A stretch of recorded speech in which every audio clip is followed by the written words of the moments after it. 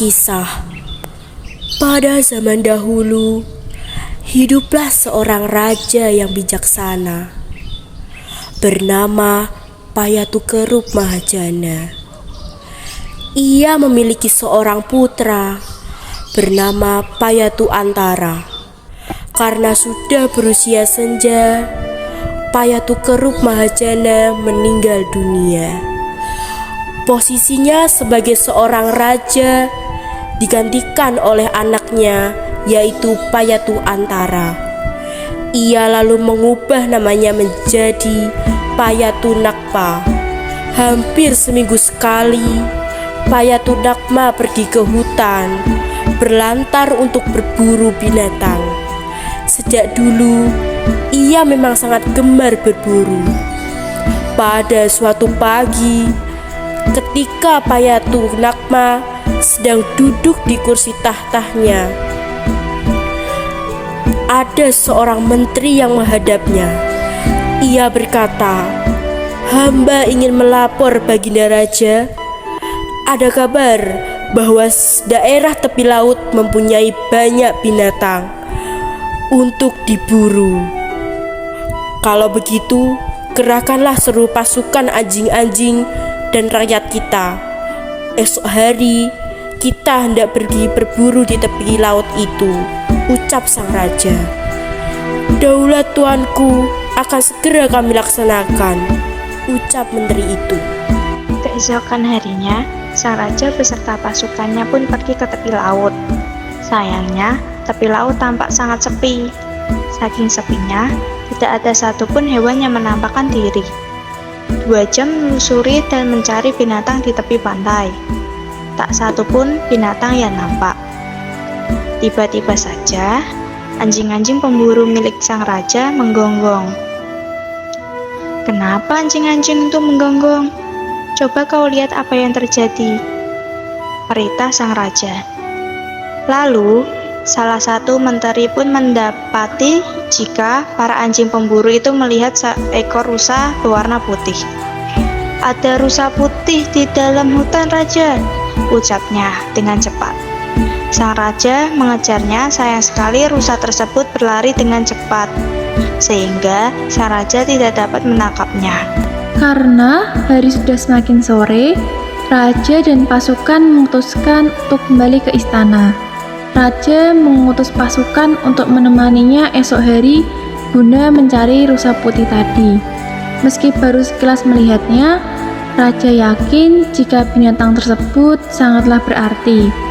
Setelah pagi tiba, raja dan pasukan bersiap-siap untuk menangkap rusa putih.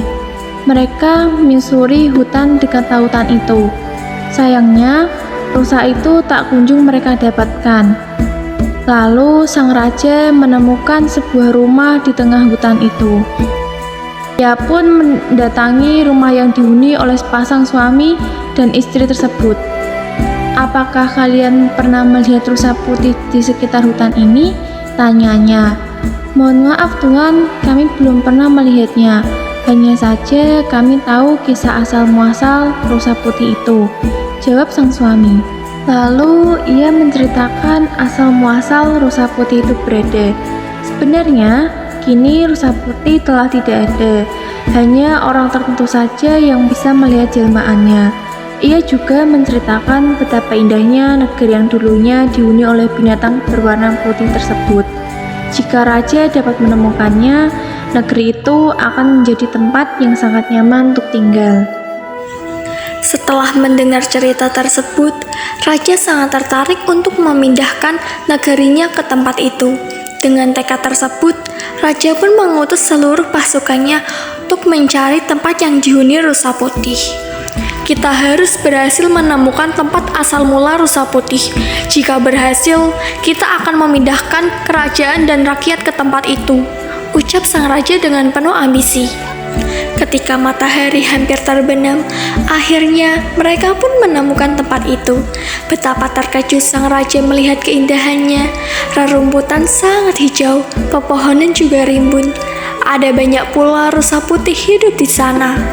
Selama kurang lebih 2 bulan, raja pun berhasil memindahkan negeri beserta rakyatnya ke tempat milik para rusa putih itu. Ia lalu menamai negeri barunya dengan sebutan Patani Darussalam, yang artinya negeri sejahtera.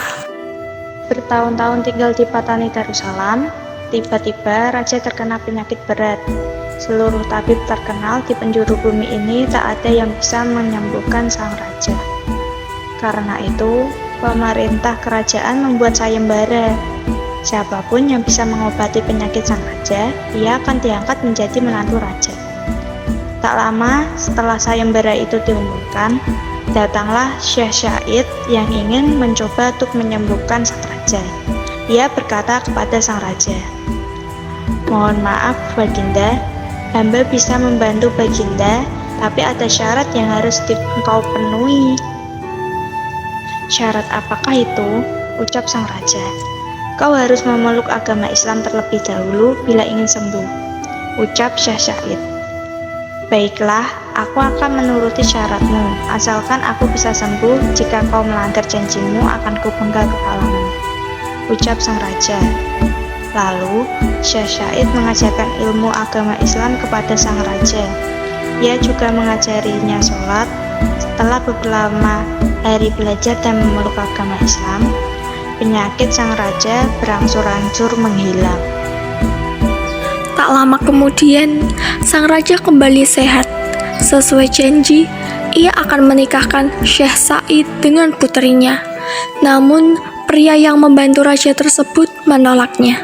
Ia berkata bahwa dirinya ikhlas membantu raja.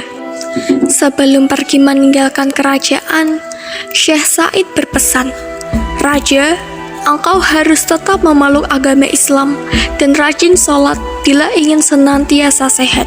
Tetapi, raja beberapa kali mengingkari janjinya. Ia lalai menjalankan kewajibannya, dan ia kembali terserang penyakit.